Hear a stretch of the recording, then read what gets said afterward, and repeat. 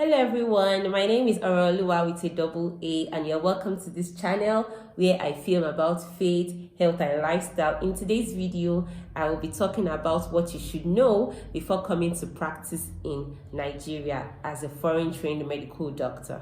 Alright, if you're interested in knowing all about that, please stick around till the end and enjoy this video. Also, don't forget to share with your friends. Let's get into this video. So before I talk about the post-house job or NYSC experience, you know that as a foreign trained medical doctor, you're supposed to come to Nigeria first and write the MDCN exam, which is the Medical and Dental Council of Nigeria exam, which is the licensing exam that you're supposed to write to get your temporary note. It's a temporary license to be able to practice in Nigeria.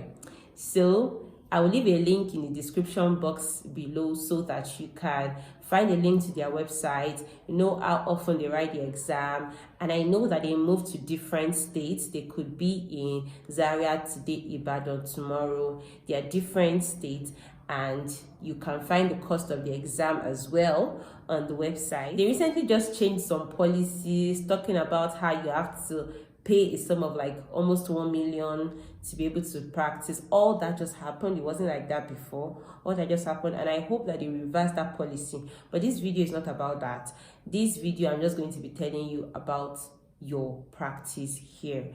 Okay, so after you must have passed the MDCN exam, you start searching for outstanding placement. They have a website where they post people, or you can actually apply by yourself. You can apply to hospitals within your reach by yourself and find a place to do house job. So once you pass the MDCN exam, you have the temporary license. But once you find your housemanship placement and you complete your 1 year of compulsory internship, you qualify to get your permanent license. And note, this is permanent. All you have to do is to renew this license with, I think, about 10 to 20K in a year. That's all you need to do. Whether you practice or not, all you need to do is just to renew this license. So it is not compulsory for you to serve. A lot of people ask me this question, whether it's compulsory to serve or not. It depends on what you want actually. You can just get your permanent license and decide to travel to another country for your residency, or you can just decide to be working in a private hospital. Whatever you want to do, it's already a permanent license. So it's not really compulsory to serve, to do your NYSC. But if you want to stay in this country, work with the government, and hopefully get job appointments here and there, it will be important for you to do your NYSC. But it is not compulsory, so you just weigh your options. If you really want to stay in Nigeria and build your career in Nigeria, it is necessary for you to do your NYSC. And then if you know that you're going to travel outside the country and come back after some time to practice in Nigeria, you would need to do your NYSC. If you know that for any reason you're coming back to Nigeria, don't jinx it. It's better to just do your NYSC, and it is 1 year. It's just a 1 year program and you're done. So after NYSC, you have 2 years postgraduate job experience. So now let's talk about NYSC itself. Okay, so you're done with house job and you want to do your NYSC. The first thing to do is that you have to register. For people that are trained in Nigeria, their school finds a way to send the list of the students that have graduated to NYSC, and then their process is easier.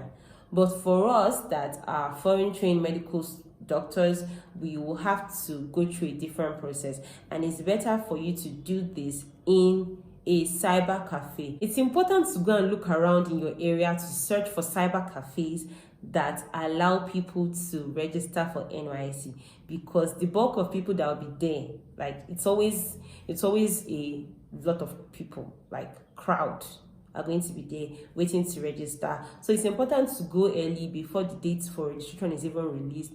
Go early, find the place, and probably talk to the person that you'll be coming, what time, so that you don't waste a lot of time in the cyber cafe. Once it's time to register, it is best for you to go to a cyber cafe, like I said, and you're supposed to follow. What I did was to follow NYSC's official page on Instagram and Twitter. So I was able to check and know when it was time to register and all of that. So you get updates on their platform. Their social media platform is really active and they give correct information. So I will leave a link in the description box. Just follow them so that you are aware of what's happening. So when it's time to register, you go to a cyber cafe. And for foreign trained medical doctors, you will need some things that they do not require from people that are trained in Nigeria.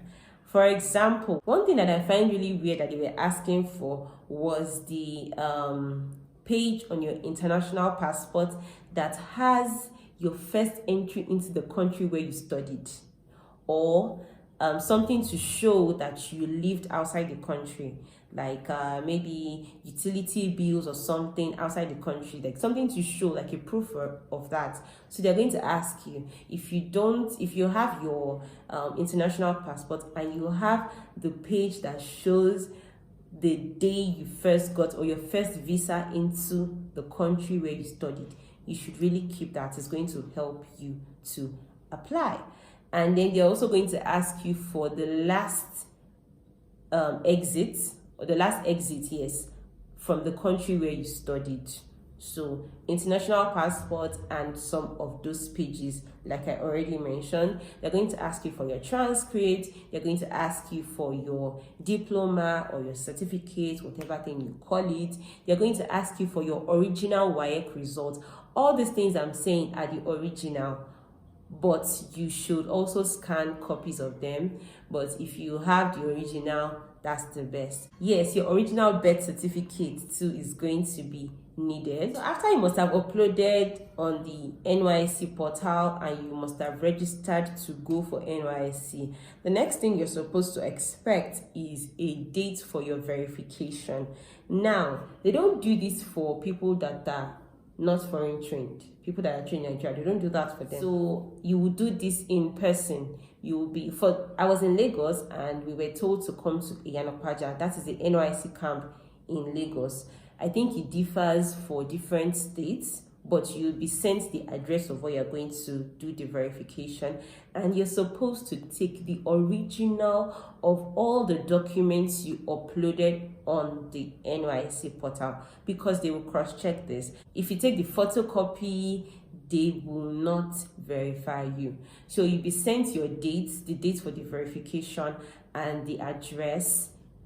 It differs for different states. You'll be sent the address, and just remember to go with all your original documents. The next thing is just to wait for you to be called up to go to camp, wherever you're posted to. So once you get to camp, please also remember, I said this in my vlog, I'll just leave a link here, when I was going to NYSC camp, that all the documents, original again, all the documents that you uploaded and that you used to do your verification should be taken along with you to your NYSC camp, wherever you're being posted to, because they will ask. And it's just better, especially if you're posted somewhere out of your, let's say you live in Lagos and they post you to Anambra, it won't be easy to send all your original documents. So please make sure that you take all your original documents. I think it's not fair to always carry these documents,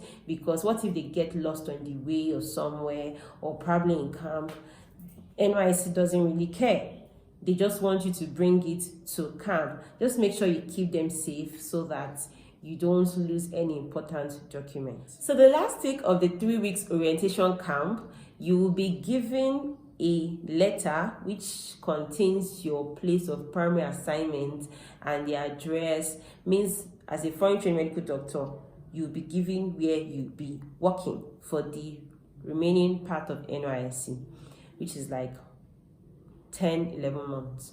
So you'll be given the letter showing the place you'll be working, and these places are mostly government-owned institutions. It could be like a general hospital, it could be a teaching hospital, it could also be a primary health center, it could be a military hospital, navy hospital, police hospital, different places. They can post you anywhere, mostly government-owned. So people that try to find their way to private hospitals. Just know that there was something else there. But ideally, they will send you to the government-owned facility. Before I talk about the practice during NYSC, I need to also remind you that after your house job, while you're waiting for NYSC because a lot of things can happen. There was a year where COVID delayed people to go for NYSC because in NYSC Camp it's a like crowd. There's going to be crowd there. So COVID happened and it delayed people. So please try and get a private hospital or a place where you can work pending the time NYSC calls you up, so that you don't just stay at home. And be sure to tell them that you're just post-house job. You're not trying to impress anybody. So just tell them, and there are hospitals that will take you post-house job even without NYSC. Just let them know where you stand, that you have not done your NYSC. It's just house job. I finished house job November and I did not go to NYSC camp until May. Was it April or May? I think it was May. So that's 3-4 months gap. I mean, just get a place where you can work and probably earn something for yourself. Also gain experience, because you can't stop. You just started in this career. So get a place where you can work pending time NYSC calls you. So let's talk about your first solo practice. If you're being posted to a primary health center where you're the only doctor and the people that you have there are people that went to school of nursing, CHILs, that is community health workers, and those people are the people that are manning the facility, and you're the only doctor there, it is going to be weird. You will see a lot of things that can either tilt you upward or downward. What I mean is, so now you get to a place where you are the most learned person there. You see a lot of things that probably isn't right, and you would have to correct them. Now, if you don't want the workload to be too much on you, the people that used to consult there before you came, I mean the CHILs or whoever used to consult there, be nice to them and teach them so that you can rest. Take for example, you see them giving IMPCM 300 milligrams starts to everybody, adults, babies, everybody. Now it is your duty to correct them, because they might not know that we calculate the dosage of some medications per weight. So they just give like a round figure to everybody. So what you should do is to correct them so that you can also rest, because if you choose to take the whole burden of the facility on yourself, it won't be easy. It won't be easy. I'm currently in a primary health center, so I know about these things. So explain to them, try to teach them the best that you can teach them, because you're not going to be there forever, and they might not send another doctor there to them in another 5 years. So it's best to teach them so that you are rest assured that when you are not there, probably you want to rest, because you can't be in the facility 24/7. And some of those people don't mind being there 24/7. So if they are going to be there, why not teach them so that in your absence, you know that they can help somebody. In the end, you are helping the community. So basic things that they can do to help. And if it's beyond them, they will obviously call you. But when they can't call you, and if you don't want them to be calling you 24/7, teach them basic things. Also, I want to talk about listening to experienced nurses. This has really helped me. The period between my house job and NYSC, I was working in a private hospital, and that was where I really learned to listen to a particular nurse, obviously someone that knows her stuff. So when I'm with a patient and I've written my treatment plan and everything, and she comes to say, "Doctor, don't you think?" Once you hear them say, "Don't you think," especially someone that knows her stuff, listen. Even if you're going to stick to what you want to do eventually, it is best to listen, a second opinion, because note, this is your first solo practice. There is no SR, no junior reg, no consultant, nothing. So you're on your own, but you need to listen to someone else. So just hear their opinion. If it's right, sometimes it's right, take it. Don't let your pride get to you as the doctor. Just tell her, matron, thank you, and then take the advice for the benefit of your patient. But if you think that our opinion is wrong according to all your practice and your knowledge, based on your knowledge, then tell her, no, matron, don't worry, stick to what I've written. Just be nice, don't be rude, okay? If you're rude to them, they will actually keep quiet. And when they see you making a mistake, all they will do is fold their hands and say, Shebi is the doctor that wrote it, and I did what the doctor wrote. Do you understand? So please don't be rude to nurses. They can be lifesavers. Another thing that really helped me was to keep everything that we did during house job. Let me give an instance, and you might be able to understand what I'm saying. So in pediatrics, we had this guideline for dosage, because you know, you're in pediatrics, you're calculating for babies, and if you go to a private hospital, if you're working in a private place or anywhere, you most likely see, if you're working in a clinic also, you will see babies, you see children. So I decided to keep that handout where they have specific doses, so IV PCM. But over time you will learn these things. It's not everything you really need to check for dosage, but when you are sure you do not know everything in your head, don't hesitate to check for dosage. So I had this list where I would check.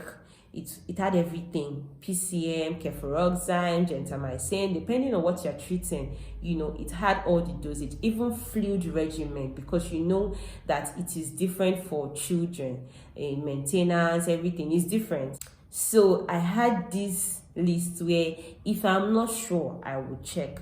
Obviously, you're supposed to have read this thing and you're supposed to know it off head, or is it off head or offhand?